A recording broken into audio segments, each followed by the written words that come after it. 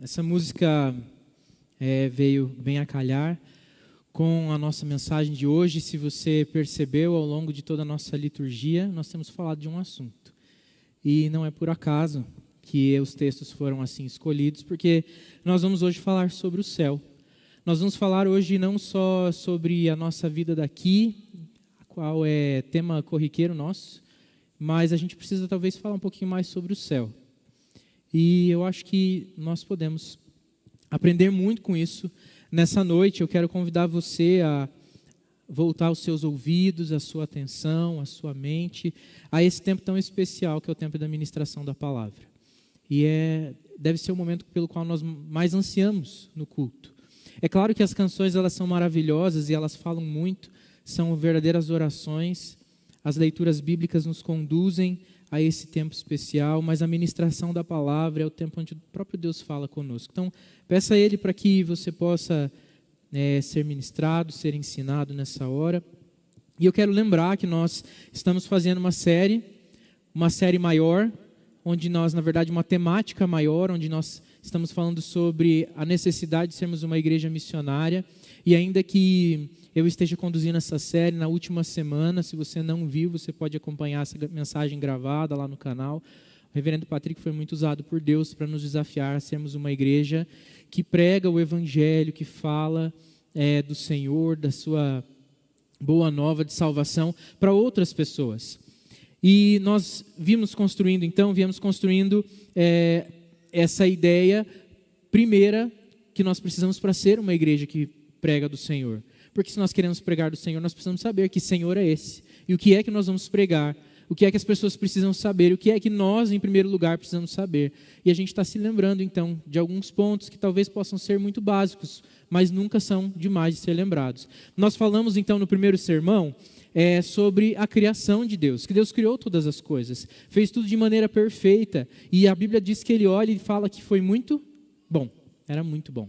Ele criou tudo com perfeição, com amor, com cuidado, com criatividade. E a Bíblia fala que para cada coisa que Ele criava, Ele levantava a sua voz e dizia: haja luz, e havia luz, faça-se isso e fazia-se, façam-se os animais, as estrelas nos céus, as águas separem da terra, e tudo ia surgindo. E quando chega na hora de criar o homem, a Bíblia fala que Deus faz, Ele se envolve na criação do homem, como se Ele colocasse as mãos no barro e moldasse o próprio homem e soprasse a vida nele. O Senhor Deus se dedica e cria todas as coisas com perfeição, e Ele dá para o homem uma lei, um mandamento, que você pode aproveitar de tudo que eu criei, mas tem uma árvore que você não pode comer, do conhecimento do bem e do mal.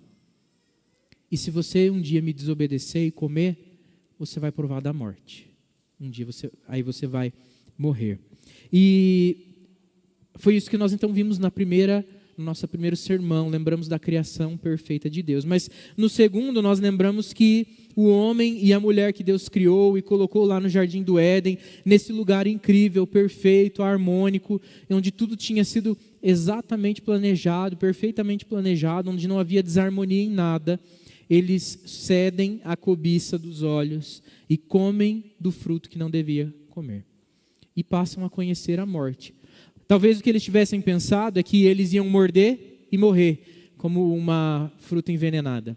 Mas não. O que Deus estava dizendo é que tinha uma consequência muito maior. É que toda a humanidade cairia por conta desse ato deles. E tudo que havia neles seria deturpado pelo pecado. E foi assim que aconteceu. Não só Adão e Eva que comeram do fruto, mas todos os descendentes, ou seja, toda a humanidade, nasce em pecado por causa da queda que aconteceu lá no princípio. Mas no terceiro sermão nós vimos que Deus tinha um plano, e Ele não foi surpreendido. Esse plano existe muito antes da fundação do mundo. E nós lembramos que Deus então criou todas as coisas por meio de Jesus Cristo e para o seu Filho Jesus. E que o plano dele era, em tempo oportuno, enviar o seu Filho perfeito para ser homem e, tornando-se homem, viver entre nós, nos ensinar, viver de maneira perfeita e justa, mas levar sobre si todos os pecados da humanidade e viver a humilhação da morte e do pior tipo de morte que poderia haver para o seu tempo a humilhação da crucificação. Jesus é o plano de Deus para salvar todo aquele que crê que Ele é o Salvador. Na morte de Cristo Jesus, nós vimos então a nossa possibilidade de viver novamente, de nos reaproximarmos de Deus quando tínhamos sido distanciados de Deus por causa do pecado, de termos esse relacionamento restaurado e podermos então almejar um dia desfrutar daquilo que Adão e Eva desfrutaram no Éden. O plano de Deus foi executado e é perfeitamente suficiente, eficaz para salvar todo aquele pecador que o reconhece como seu Salvador. O plano de Deus, então, anula tudo aquilo que o pecado quer fazer conosco, de nos escravizar, de nos submeter a uma vida de perdição e distância total do Senhor. E é curioso porque a gente viu também que Deus não prometeu isso, não trouxe Jesus simplesmente há 2000 e tantos anos atrás, mas lá no início de tudo, Ele já fez essa promessa, dizendo para Adão e Eva o castigo que eles sofreriam, mas dizendo também que um dia viria o descendente da mulher, que pisaria a cabeça da serpente, aquela serpente que seduziu o homem e a mulher a comer do fruto, mas que representa ali o mal, o próprio diabo, Satanás, o enganador, e que ele seria destruído de uma vez por todas por Cristo Jesus. Ele pisaria a cabeça da serpente e essa feriria o calcanhar, lembrando da gente da morte sacrificial de Jesus. Mas ele também ressuscita ao terceiro dia, garantindo a nós também a vitória não só sobre o pecado levado na cruz, mas sobre a morte, de uma vez por todas. E então nós chegamos na última parte desse primeiro momento, né? Falamos de criação, queda, redenção, e hoje nós falaremos da glorificação, sobre viver como cidadãos dos céus. Nós entendemos então que uma vez salvos, a nossa responsabilidade, o nosso envolvimento, o nosso compromisso com Deus não cessa naquele momento que nós somos salvos. Agora eu estou salvo, está tudo tranquilo, acabou, resolvido, eu posso seguir a minha vida e fazer do jeito que eu quiser. Mas não, isso implica em muito mais. Nós somos chamados então agora para viver para Cristo. Já que nós estávamos mortos e não tínhamos condição de nos curar do pecado, agora que nós somos conquistados por Cristo Jesus, então nós devemos viver em gratidão a Ele. Devemos viver para aquele que nos comprou por alto preço, preço de sangue, da vida do seu próprio Filho, Jesus Cristo. E uma vida totalmente nova, e não mais agora daquele mesmo jeito que nós vivíamos antes. Nós somos convidados a uma nova perspectiva, não só sobre a nossa vida espiritual, mas sobre todas as coisas. E chegamos então no que nós vamos tratar hoje, sobre viver como cidadão dos céus. Eu quero convidar você mais uma vez a abrir no livro de Filipenses, na carta, de Paulo aos Filipenses, no capítulo 3.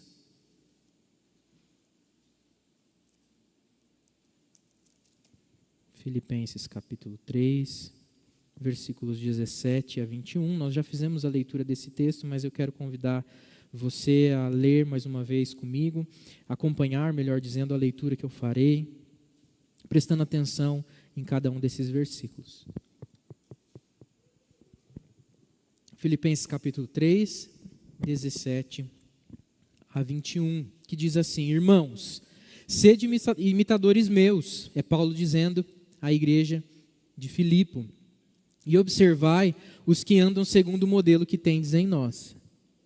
Pois muitos andam entre nós, dos quais repetidas vezes eu dizia, e agora vos digo, até chorando, que são inimigos da cruz de Cristo.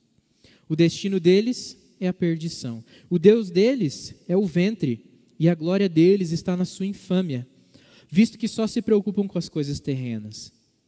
Mas a nossa pátria está nos céus, de onde também aguardamos o Salvador, o Senhor Jesus Cristo, o qual transformará o nosso corpo de humilhação para ser igual ao corpo da sua glória, segundo a eficácia do poder que Ele tem de subordinar a si todas as coisas. Eu quero convidar você a fechar os seus olhos e nós orarmos mais uma vez. Senhor Deus, nós te agradecemos pela oportunidade de lermos livremente e aprendermos do Senhor nessa noite.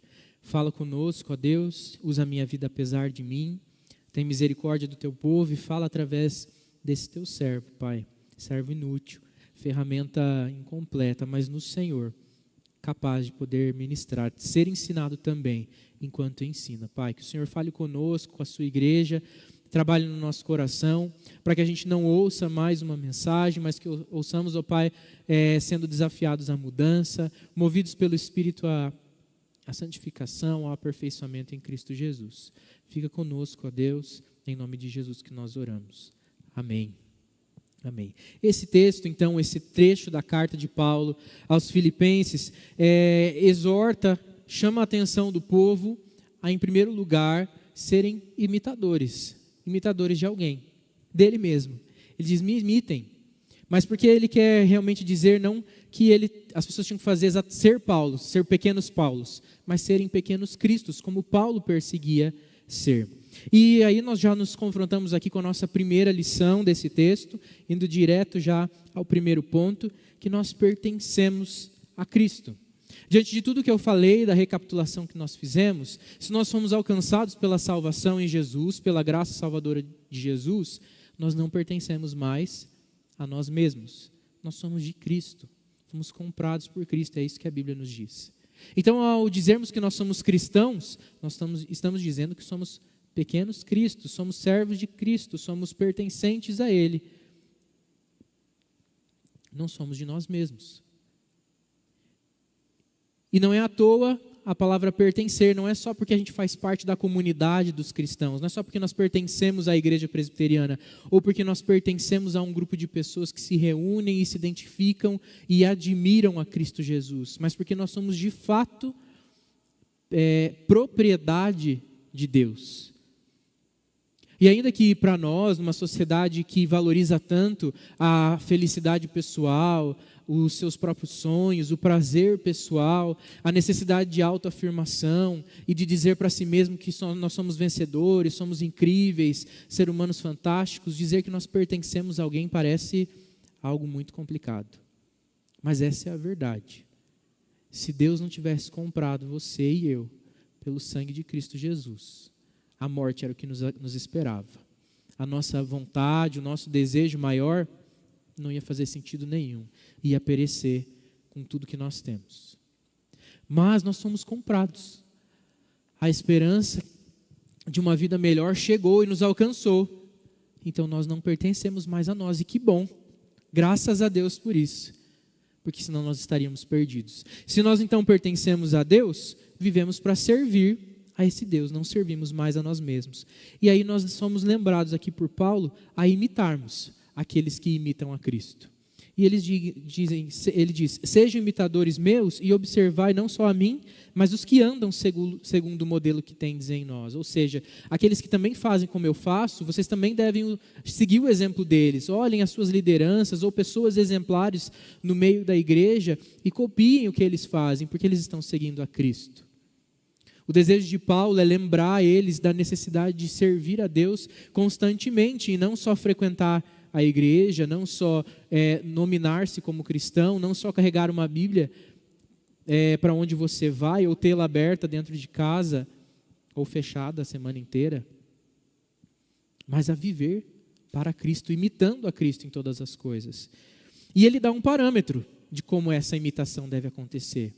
E o parâmetro que ele dá, interessantemente, é um contraponto daquilo que a gente deve fazer, e não exatamente dizendo assim, é assim que deve ser. Mas ele diz, é assim que não deve ser definitivamente. O que ele diz para nós? Olha lá comigo no versículo 18. Ele fala que tinham muitas pessoas no meio da igreja de Filipe que andavam ali entre a igreja e pelo qual repetidas vezes ele já falou, e agora ele falava até chorando, ou seja, aquilo provocava uma comoção no coração dele, não porque a vida de Cristo não era suficiente, ou a morte de Cristo não era suficiente, ou a vida cristã não supria as necessidades destes, mas justamente porque esses não estavam buscando ser imitadores de Cristo, que eles estavam condenados à perdição. Eles eram inimigos da cruz de Cristo. Muito forte dizer isso de alguém. Mas o que fazem esses que são inimigos da cruz de Cristo? Então, como ser considerado? Hoje nós vamos falar como ser considerado um inimigo da cruz de Cristo. Justamente para a gente saber o que a gente não quer para a nossa vida. E ele diz assim, o destino deles é a perdição, o Deus deles é o seu ventre, e a glória deles está na sua infâmia. visto que só se preocupam com as coisas terrenas. Ele já deu aqui a dica. Se você é uma pessoa, então, cujo Deus pessoal é o seu próprio ventre, que a sua glória está na sua infâmia, nas coisas que você mesmo faz, admira, sejam elas boas aos seus olhos ou más, e só se preocupa com coisas terrenas, eu quero dizer que você é um inimigo de Cristo. É isso que a palavra nos diz. A palavra diz para nós que quem coloca no centro da sua própria vida a sua vontade, o seu ventre, é dizer que é aquele que segue os próprios instintos, as próprias necessidades. Naquela cultura, enquanto a gente usa o coração como centro das emoções, e diz, meu coração está doendo, ou meu coração está triste, ou meu coração doeu, ou eu estou de coração partido, para expressar uma emoção nossa, a cultura hebraica, judaica, né, daquele tempo, usa as entranhas como centro das emoções. Sabe quando a gente fala do frio na barriga? Pois para eles a referência melhor não era o coração que dispara, mas era a barriga que doía. Eu não sei vocês, mas eu quando estou emocionalmente abalado, eu tenho dor de estômago. E talvez seja justamente por causa dessas coisas que eles utilizavam como referência do centro das emoções no corpo, o ventre, as entranhas. Então ele diz, aquele que serve aos seus próprios sentimentos, aquilo que varia no coração e que faz você sentir frio na barriga ou dor de estômago, são aqueles que servem às suas próprias vontades, o seu próprio prazer, o seu próprio desejo. E, consequentemente, aqueles que cedem aos próprios desejos, aos próprios prazeres, que visam aquilo que é felicidade pessoal acima de tudo, que não se importa com o outro, ou muito pior do que isso, não se importa em imitar a Cristo, ele acaba também vivendo só para as coisas terrenas. Ele persegue a glória dessa terra, ele anseia pelas coisas que essa terra pode oferecer, sejam elas coisas materiais ou não. Porque às vezes a gente fala muito também das coisas materiais, as coisas dessa terra eu quero ter um teclado como esse, uma mesa igual a essa, um álcool gel igual aquele. Às vezes a gente fica pensando que buscar as coisas terrenas é só buscar coisas materiais, mas não. O mundo nos oferece também filosofias de vida e coisas que não são palpáveis, mas que nos enganam tanto quanto o dinheiro. Felicidade em coisas vazias ou passageiras. E tem gente gastando a sua vida atrás dessas coisas. Mas eu quero lembrar você que o texto não fala das pessoas que estão lá fora da igreja. Ele fala, tinha muita gente no nosso meio assim, dentro da igreja. Muita gente que convive conosco, que são inimigos da cruz de Cristo. A carta é para uma igreja, falando para a gente da igreja de coisas que acontecem na igreja. É claro que essa mensagem serve para todo aquele que se percebe pecador e quer buscar uma vida com Deus, esteja ele dentro ou fora da igreja, se achegando à igreja ou conhecendo a Cristo pela primeira vez quando lê esse texto ou ouve uma mensagem como essa. Mas ela serve com toda a certeza para cada um de nós que estamos dentro da igreja. Nós podemos estar aqui carregando a faixa de inimigos de Cristo, porque a gente pode estar aqui por mero compromisso de agenda, mas vivendo para o nosso ventre, buscando a felicidade nas coisas terrenas. O nosso destino, se nós formos assim, é a perdição. Todo aquele que vive dessa forma busca a sua própria perdição e vai encontrar a sua glória, a sua alegria só mesmo na sua própria infâmia, no seu pecado, na autodestruição que faz a não viver para Cristo Jesus.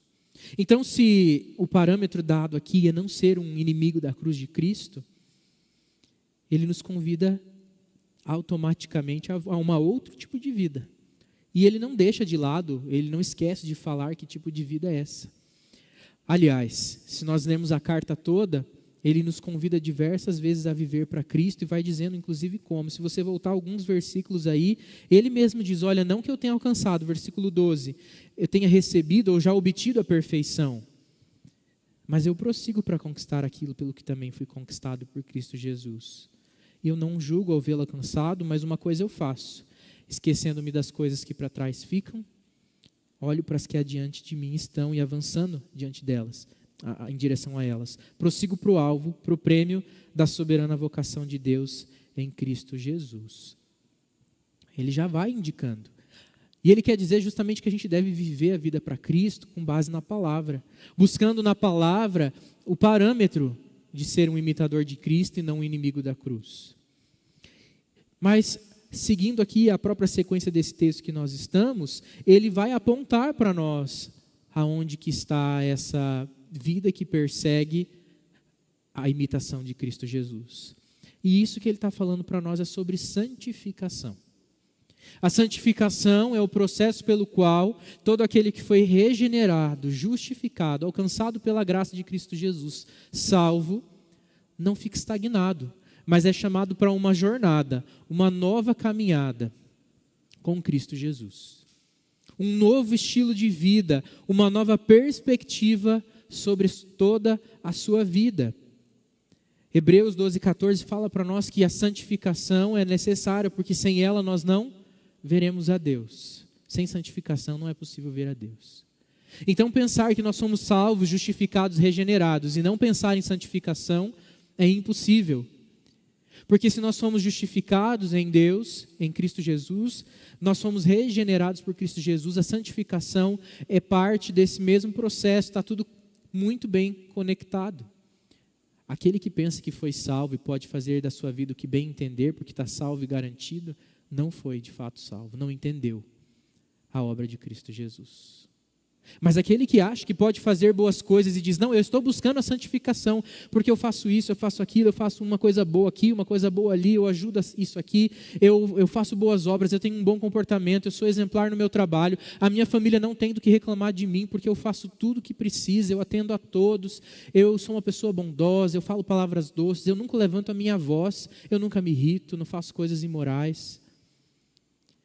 Aí pensa que pela santificação pode ver a Deus, porque não, e a Bíblia diz que a santificação é a maneira de ver a Deus. Não, ela diz que sem a santificação não se vê a Deus, mas o caminho é a salvação. Veja que então a gente precisa primeiro ser regenerado para ser capaz de viver uma santificação. Não podemos viver a nossa vida como imitador de Cristo, achando que simplesmente a cópia do modelo de comportamento é o que nos leva à salvação.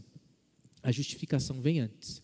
Podemos viver em santificação porque fomos uma vez regenerados e justificados. A santificação é um processo de consequência da nossa salvação. E aí inicia a nossa caminhada cristã, em direção ao alvo, Cristo Jesus. Imitando os seus passos, conhecendo quem Ele foi, o que Ele fez, como Ele agiu. E Jesus foi mais do que alguém que ensinou um comportamento, mas Ele nos ensinou a nós recorrermos ao Pai. A sermos desesperados e ansiosos, no bom sentido, pela presença de Deus em nós, pelo relacionamento com Deus. Jesus era obediente, Jesus fazia coisas boas porque Ele era obediente a Deus, porque Ele buscava a vontade de Deus. Mais do que simplesmente pensar, olhar uma cartilha e dizer, de manhã tem que falar bom dia e isso é bom. À tarde tem que falar boa tarde e isso é bom. Tem que ajudar os pobres de uma vez por semana e falar coisas cordiais para as pessoas e não ser imoral. Não era uma cartilha que Jesus seguia. Ele seguia a vontade do Pai. Aquilo que o Pai mandava fazer, Ele fazia. E é isso que nós precisamos fazer. Imitar a Cristo no desejo maravilhoso, intenso que Ele tinha por viver uma intimidade com o Pai. A ponto dele dizer, eu e o Pai somos um. Somos um só. E é isso que nós devemos buscar. A santificação é um ato divino, guiado pelo Espírito Santo, que passa a habitar dentro de nós quando nós somos justificados, regenerados. Mas enquanto a regeneração, a justificação, essa graça que nos alcança para a salvação, é um ato totalmente divino que não depende de nós, porque nós não somos capazes de fazer isso, e o homem natural não se inclina para essas coisas, a santificação é um ato de Deus, também 100% divino, mas que nos convida a participarmos do processo ativamente. Justamente por isso que se a gente peca, não é culpa de Deus, mas é falta de compromisso com Ele, que nós mesmos temos. Então somos convidados pelo Espírito que mora em nós, encorajados, compelidos e incentivados a buscarmos uma vida de comunhão com Deus, de obediência, de purificação, de restauração, de mudança de cosmovisão, mudança da forma como a gente enxerga as coisas e faz todas essas coisas. A santificação é a alma em dependência do Espírito Santo, compelida e encorajada a buscar renovação espiritual. E aí a gente passa a fazer não só praticar os frutos da carne, a não praticar os frutos da carne, e passamos a praticar do fruto do Espírito. Descrito lá em Gálatas capítulo 5, você pode depois olhar lá, se você quer viver no Espírito, lá tem uma lista de coisas que são frutos do Espírito. O pastor Tiago fez um estudo conosco, ao longo do ano de 2020, sobre as bem-aventuranças nas escolas dominicais.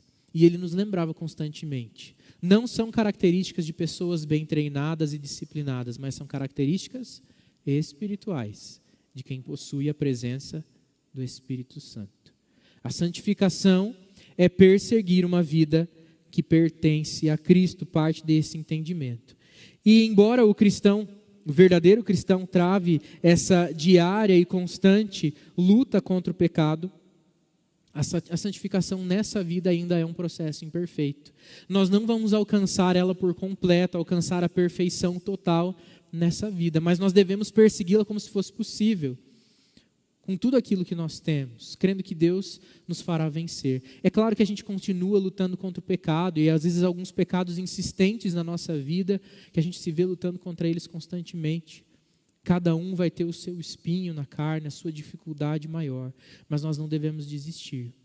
A Bíblia diz que de glória em glória nós vamos alcançando a perfeita varonilidade, né? A sermos perfeitos em Deus. Mas essa vida, não é possível nessa vida alcançar a perfeição. Ela é o nosso alvo, mas ela só será completa mais adiante. E aí nós vamos para a nossa segunda lição, que está lá no versículo 20, que diz para a gente assim: pois a nossa pátria está nos céus, de onde também aguardamos o Salvador, o Senhor Jesus Cristo. Então, se nós somos convidados a sermos imitadores de Cristo, imitadores dos imitadores de Cristo, somos convidados a não sermos inimigos da cruz, a tomarmos cuidado com aquilo que caracteriza um inimigo da cruz, porque nós não queremos ser inimigos da cruz, queremos desfrutar da vida em Deus. Nós precisamos lembrar, então, que pertencemos a Cristo e que somos cidadãos dos céus, e essa é a nossa segunda lição. Se pertencemos a Cristo, não somos mais conectados a este mundo. Você não é mais um curitibano, aqui tem muita gente de muito lugar diferente, né? Se for falar aí exemplos, nós vamos muito longe. Mas você não é mais um paranaense, um rondonense, você não é mais um sul-mato-grossense, eu sou do Mato Grosso do Sul, e aí por aí vai. Mineiro, eu sei que tem um mineiro aqui, né, Celso? Você não é mais desses lugares, você não pertence, você não é lá do interior de São Paulo, você é cidadão do céu. Esquece o que te conecta aqui, não no sentido que você vai desprezar a sua origem, desprezar a sua família, no sentido pejorativo do desprezo, mas que você vai desconsiderar isso como algo que te identifica. A nossa nova identidade está conectada nos céus, porque nós pertencemos a Cristo. Se pertencemos a Cristo, então somos cidadãos dos céus, porque é de lá que Ele vem. E Ele é a nossa origem de vida. Quando descobrimos isso, percebemos isso, a gente sabe então como a gente deve direcionar a nossa vida. Não mais como pessoas que são conectadas às coisas dessa terra, como os inimigos da cruz, mas aqueles que perseguem as coisas dos céus, como cidadãos que somos de lá. Dá para a gente isso, então, uma nova perspectiva, não só sobre o nosso presente, mas também sobre o nosso futuro, onde vai chegar. Aponta para o nosso destino e origem também. Somos de Cristo e voltaremos para Cristo. Lá é o nosso lugar, os céus. Você vive ansioso pelo céu? Ou na expectativa do céu, usando uma palavra um pouco melhor, porque ansioso a gente liga com ansiedade, e ansiedade é um problema tão grande hoje em dia, né? Mas você vive esperançoso pelo céu? Você vive na expectativa da chegada desse dia? Eu creio sim que Ele virá e muito em breve subirei, um novo lar, um novo céu, para sempre eu estarei, feliz eu viverei, verei Jesus. Foi isso que o Cristo cantou. Você vive com essa alegria, nessa expectativa? Foi muito legal porque eu percebi que enquanto eles cantavam, muitos expressaram isso no rosto e isso contagia o nosso coração e nos lembra o quanto nós devemos ansiar por voltar para casa. Tem gente que deseja voltar para casa e pensa no seu apartamento, na sua casa, talvez numa pessoa. ou num lugar específico, quando o nosso anseio de lar não deveria se conectar com nada nessa terra, com nenhum prazer que aqui pode ser oferecido a nós. Mas a nossa alegria devia estar na esperança de que um dia nós vamos para o céu. Ah não, então pastor, já que a minha esperança, eu sou cidadão do céu, aqui a vida é complicada, a gente podia dar um fim, né? Teve gente que já teve essa ideia. Teve um indivíduo aí nos Estados Unidos, nos anos 90, se não me falha a memória, que conseguiu convencer um grupo de pessoas a fazer um suicídio coletivo, justamente porque eles queriam ir para o céu. Não é isso que Deus está falando. Não é isso que a palavra nos fala. Paulo mesmo fala que viver é Cristo e morrer é lucro. Morrer é lucro, mas o viver é Cristo. Quem diz a hora de nós partirmos é o Senhor. Nós não temos que adiantar, apressar ou querer ainda alongar, viver tão apegados. Geralmente quem quer alongar é porque vive apegado a essa vida. Mas quem também quer apressar é porque vive apegado a essa vida, está tão desesperado com essa vida e está tão condicionado às intempéries, às inseguranças, às circunstâncias dessa vida, que não vê a hora de se livrar dela e não consegue perceber a perspectiva que Deus nos traz sobre essa vida e sobre a vida vindoura. Porque da mesma forma que há um céu que nos aguarda, há um inferno que aguarda os inimigos da cruz. Aqueles que são do Senhor irão para o céu, viver eternamente com Cristo, com Deus Pai, na sua presença. Mas aqueles que são inimigos da cruz, o que aguarda é o sofrimento, dor e a tristeza eterna. Então, se está difícil aqui, desapega das coisas terrenas, se apegue às coisas eternas, porque senão você eu tenho certeza que você vai viver coisas muito piores pela eternidade. Viva como um cidadão dos céus, abrace a vida que os céus podem nos oferecer, seja um cidadão de um outro reino, não do reino do Bolsonaro, não do reino de fulano, beltrano, mas do reino de Cristo Jesus, não do reino do pastor Tiago, pastor Lucas e pastor Patrick, não do reino do seu chefe, não do reino de quem é o chefe da sua família, mas do reino de Deus, o Pai bondoso, o Deus grandioso e maravilhoso. Mas isso pressupõe uma outra coisa. A gente está falando aqui do céu, de ir para o céu, de viver com Deus aqui, depois vai para o céu, mas tem um caminho aí, né? Só tem um jeito de ir para o céu ou ir para o inferno. Tem que passar pela morte. E a morte, se você pegou o boletim, eu quero convidar você a depois em casa ler o texto dessa semana do boletim, seguindo a série que o pastor Tiago está escrevendo sobre crise de identidade. Essa semana nós falamos aí sobre morte e luto. E a morte é um assunto difícil para o cristão também. Você chora quando alguém morre? Eu choro. Quando alguém querido para mim morre, parte, eu choro. É triste. É triste.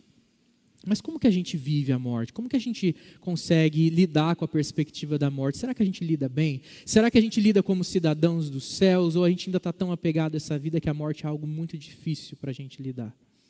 E aprender a lidar bem com a morte não é ser uma pessoa fria, que não sente a tristeza que a partida traz. Seja do outro, né? A nossa a gente não vai chorar, porque a hora que a gente morrer a gente vai estar melhor.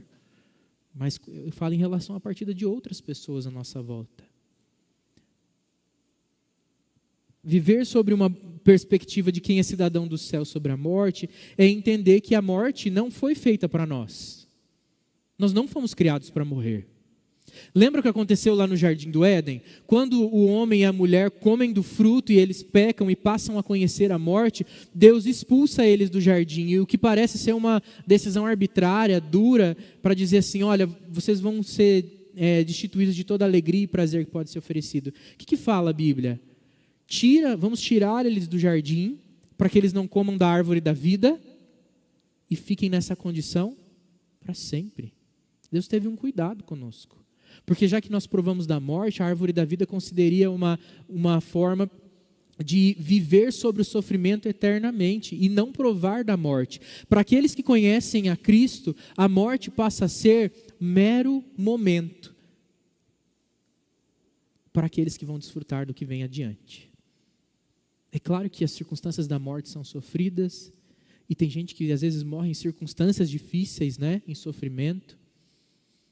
Já ouvi várias pessoas, e também confesso que tenho um pouco desse receio, mas quem nunca pensou assim, eu quero morrer dormindo, ou eu quero morrer e não sentir. Mas ninguém quer assim, eu queria morrer afogado, queria morrer queimado bem lento, assim, bem devagar, fogo baixo. Ninguém pensa isso, né? A gente não quer nem morrer sofrendo, a gente quer ter certeza que nem na hora de morrer vai ser sofrido. Deus, se eu ficar doente, me leva logo, para eu não ficar sentindo dor. Eu quero morrer rápido. Mas se a gente parar para pensar, até se acontecer uma morte em circunstâncias difíceis, a partir do momento que ela de fato acontecer, tudo isso não significou nada. Porque a alegria que nós vamos desfrutar na presença de Deus vai ser tão maravilhosa. Então a morte não deve ser uma coisa que a gente busca desesperadamente, mas também não deve ser uma coisa que a gente foge como se fosse o nosso pior inimigo. De fato era, mas Cristo já venceu a morte. E a palavra de Deus diz que Ele é o último inimigo que será derrotado. Mas Cristo já conquistou a vitória sobre a morte. Ela só será carimbada, concretizada no retorno de Cristo Jesus. O texto fala para nós que nós somos cidadãos dos céus e esse mesmo céu é o lugar onde a gente aguarda a volta de Cristo Jesus. Só tem um jeito de a gente ir para o céu sem morrer, é a gente viver até o dia da volta de Cristo Jesus. O verdadeiro cristão que pertence a Cristo, que é cidadão dos céus, ele espera pelo retorno de Cristo. Jesus irá voltar por uma segunda vez para buscar aqueles que não são inimigos da cruz, mas que são imitadores de Cristo, servos de Deus Pai, que vivem conforme a palavra de Deus. Esse dia deve ser o nosso anseio, ver Jesus, esperar pela sua volta, o dia que Ele irá nos buscar. E o nosso passaporte celestial será carimbado e a gente vai poder passar a fronteira dessa vida e alcançar a vida eterna. O que vai acontecer nesse dia? A Bíblia fala para nós que os mortos ressuscitarão. Aqueles que já morreram em Cristo, estão com Deus. Aqueles que morreram sem Cristo estão no sofrimento, mas nesse dia os corpos serão ressuscitados. Então não se preocupe, o poder de Deus é suficiente para ressuscitar aquele que foi cremado, aquele que morreu há muitos anos e nem se sabe onde que está a ossada. Esses dias alguém me contou que existe uma modalidade aí da cremação, que são 3 pessoas que são cremadas de uma vez, e aí pega aquelas cinzas, mistura tudo, porque não tem como distinguir de quem que foi e quem que não foi, depois distribui entre as famílias. Tem gente com cinza em casa que nem é do seu parente. Então não se preocupe com isso. Não se preocupe com isso. O poder de Deus vai restaurar todos os nossos corpos. E não serão esses corpos aqui perecíveis, que adoecem, que dói, que a gente vai perdendo a força, o vigor. Serão restaurados também no seu intelecto, nós não seremos imaturos, insuficientes, que vivem de crise em crise, com problemas emocionais, com traumas, ou com doenças psíquicas, psiquiátricas, físicas, genéticas. A restauração será completa. Existe um autor que fala que o nosso corpo vai ter o vigor da juventude, mas a maturidade de uma feminilidade, uma masculinidade, para cada um dos seus casos, totalmente resolvida, madura. Ou seja, nós teremos então o vigor da juventude, a maturidade de quem é avançado em dias, mas a inocência que as crianças têm. Será a conjuntura perfeita. Quais são as pessoas mais velhas que nunca pensaram, queria ter o mesmo vigor da juventude com a cabeça que eu tenho agora? Pois é, nos céus nós vamos desfrutar disso de maneira perfeita. E não é que a gente vai começar desse ponto e depois pode ser que a gente perca alguma dessas características. A gente nunca mais vai esmorecer nessa condição. A gente vai permanecer nessa condição eternamente, porque não haverá mais luto, nem pranto, nem dor, nem ranger de dentes, como nós lemos lá no Apocalipse, capítulo 21. Tudo será restaurado e perfeitamente restaurado. Então, ainda que essa vida seja de sofrimento, os dias dessa vida estão contados. E o Senhor tem para nós uma vida maravilhosa. Seremos transformados de glória em glória e conduzidos para a glorificação total. Que é o nosso último ponto, que a gente já acabei me adiantando aqui, né? A gente se empolga e acabei esquecendo de falar. E o terceiro ponto, que é no versículo 21, o qual, Jesus Cristo, esse que virá dos céus, transformará nosso corpo de humilhação para ser igual ao corpo de sua glória, segundo a eficácia do seu poder, que ele tem até de subordinar a si todas as coisas. A terceira e última lição, lembrando então a nossa primeira, nós pertencemos a Cristo. A segunda, nós somos cidadãos dos céus. A terceira e última é, nós viveremos a eternidade com Deus, para todo sempre. A semelhança de Cristo Jesus, que subiu aos céus, nós também subiremos com Ele no dia que Ele retornar para nos buscar. Para buscar aqueles que não são inimigos da cruz de Cristo, mas que são servos do Deus vivo e verdadeiro. Nós também viveremos lá nos céus com Ele.